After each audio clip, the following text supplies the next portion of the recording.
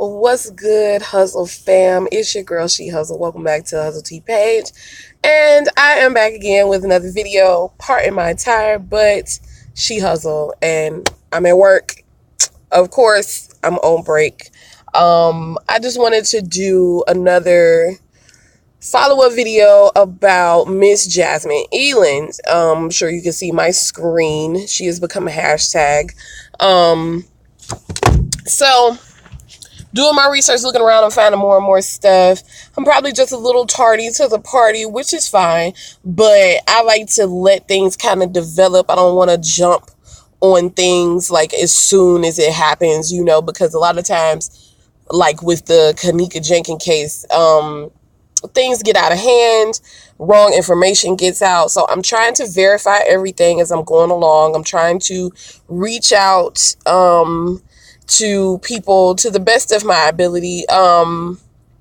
But here is the tea for the most part. So, and if my eyes look a little red, I'm sorry. I actually was just very emotional a second ago, and I was crying a little bit because I was doing research and I came across the video of Jasmine's husband. He was recording messages that his wife got from a lady named, I believe her name is Tata Snead, Snead. I'm trying to get in touch with her because I would like to know what she knows about this individual. I would like to know her story, because this might as well be a part of the Me Too movement.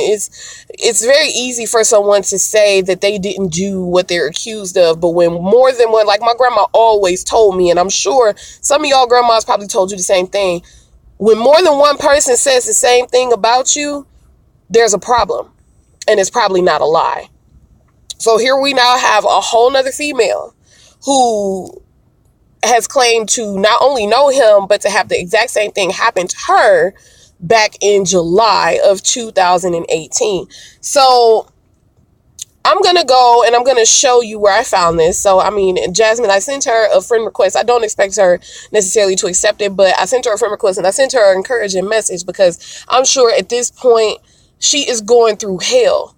Can you imagine having something horrible happen to you, and because your reaction is not what other people expect, or because your mood or your follow-up with it is not what other people expect it to be, suddenly you're a liar.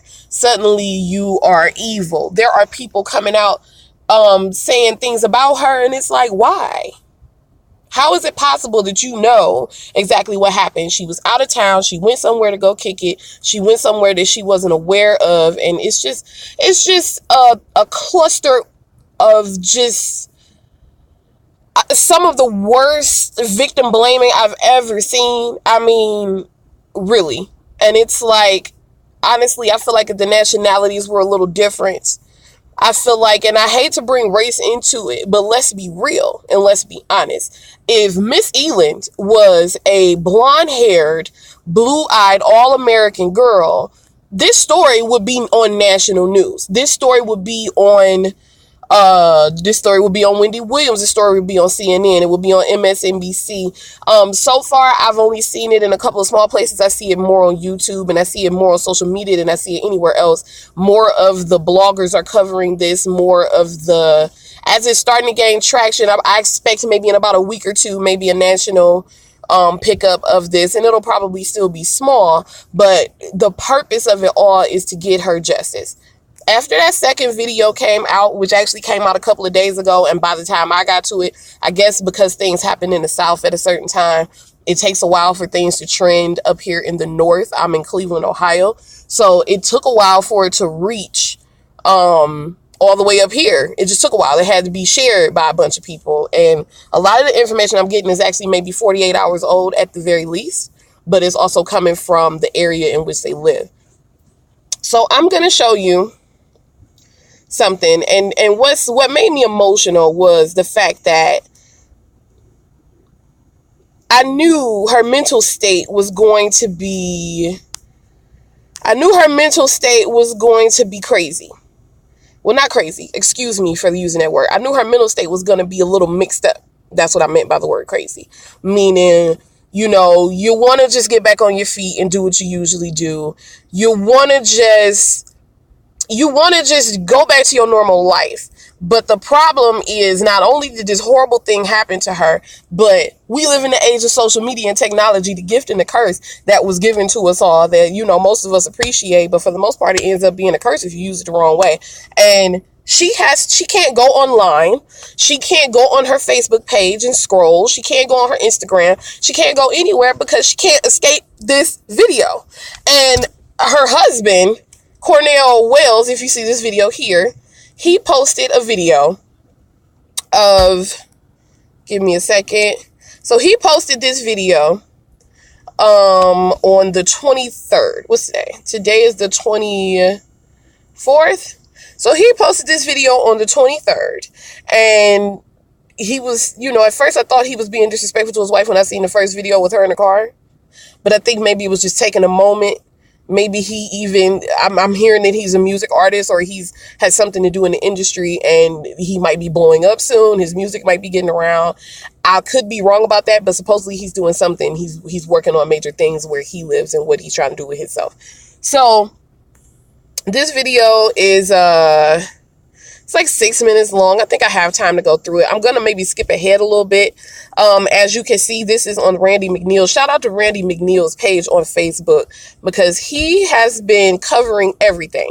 You got, honey, big ups to you, Randy. I don't know who you are, but I started following you and I'm going to request you because he's been keeping me with some of the receipts that I've been looking for. It's kind of just keeping it all streamlined because anybody else, I mean, we're all out here. If you're paying attention to this whole thing, we're out here searching and can't really find it. You come across the bull crap before you come across the truth first when it comes to this story. So I'm just going to let you see what was going on with her. There's another young lady who said that this happened to her as well. I'm going to skip ahead because I know he's kind of quiet for a while and he's waiting on people to come into the room. And if you listen closely, you can hear Jasmine, and she's really upset. So here is the claim from Tata. She says, "Hi, I know the guy in the video. His name is Dominique Williams. From what I know, he's from Virginia, has a son. I know where he lives. He did something similar to me back in July. I never reported it. I'm so sorry this happened to you. I'm in tears shaking. I still have the bodysuit he cut and ripped when he raped me. All of our text conversations and everything. I'm in awe. I can't," and I think she said, "I can't believe this." And she even took a picture of the bodysuit. All of our text message conversation and everything. And I'm in O. I can't scroll up. I can't believe this. They go to clothes he ripped off of. They go to text messages. Now, before we go any further, I just wanted to address something. If you're paying attention to what she said in her message, she said she never reported it. Stuff like this, how this is happening, what's happening to Miss Eiland right now, and how her family, these clout chasers who feel like likes and views are money, what's happening to her right now is probably one of the main reasons why this other girl did not come out.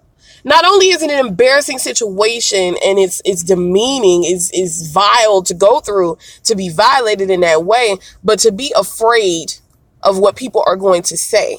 And usually, you know, that's something, a hump that some people could get over and some people couldn't. But now it's not just what the person next to you is whispering or the person next to you is whispering. It's what everybody online is whispering. And if your story is popular, it's going to spread and you'll have hundreds of thousands of people commenting on your situation, whether they know you or not. And I feel like that's what she's going through. So just understand that things like this social media witch hunt that is going on is one of the reasons why people like Tata Snead didn't report her sexual assault. It's one of the reasons for the Me Too movement. So many people sit in silence and suffer in silence because they feel like they have to. But let's continue. Everybody was saying my motherfucking wife lying, you niggas bogus as a motherfucker. Making video, you clout chasing hoe ass niggas. There go that bitch ass nigga right there. He looks slightly different, this fellow, since he deleted his Facebook. But this him right here, there go his address right there, nigga.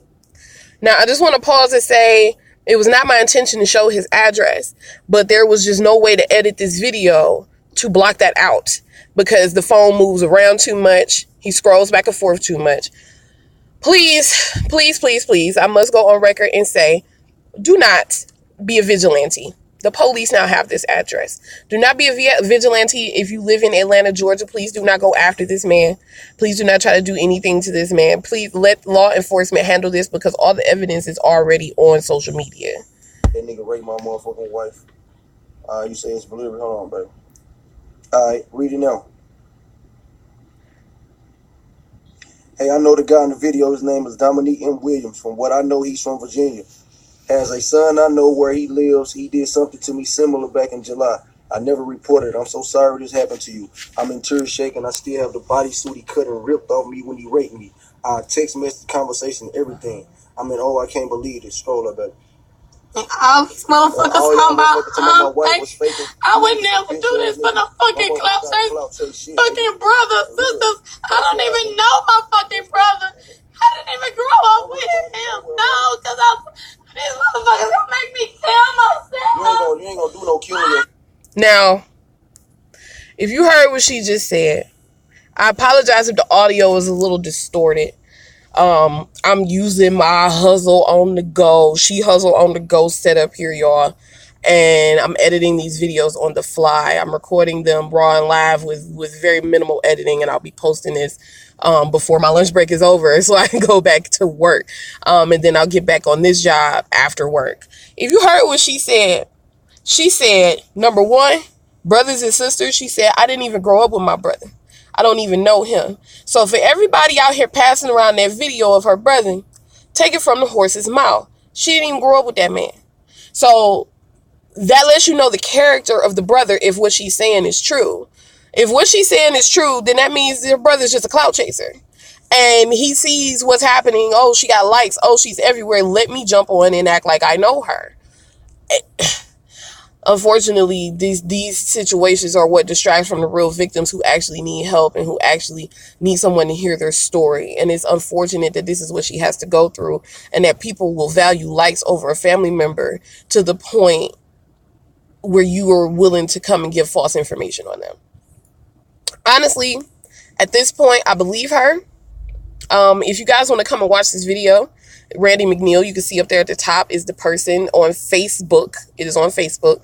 I have yet to find this person on Instagram. I want to reach out to this person and speak to them personally, actually, because they're doing a really good job, way better than the media and probably better than the police of keeping up with the receipts in this story. This girl is thinking about killing herself. And if you listen a little further in this video, which I think I have enough time. Do I got enough time? I don't.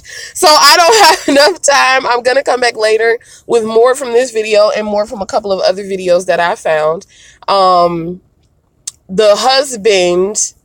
husband said that his wife was pregnant with his baby. Cornell Wells said that Jasmine Eiland is pregnant with his baby.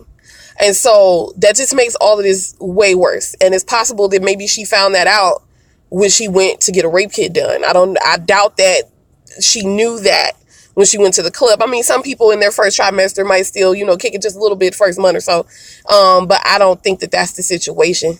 I think it's possible that maybe she just found this out in the process. And now she's going through the emotions of pregnancy and post-rape and victim blaming. And guys, it's just horrible. So stick with me. Please, please, please, please, please like and subscribe.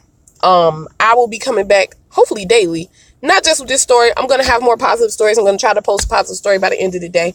But to me, this deserves attention because there's something has to be done. It's not okay to keep doing this to people. It's not okay to keep victim blaming these victims without actually looking through the information. I don't care if she didn't have class. I don't care if she got on the stage at a twerk contest afterwards, whether she was trying to cope with it or be in denial. I don't care. At the end of the day, you can be naked with a sign on your ass, and that still does not qualify not one person to violate you physically if you did not ask for it.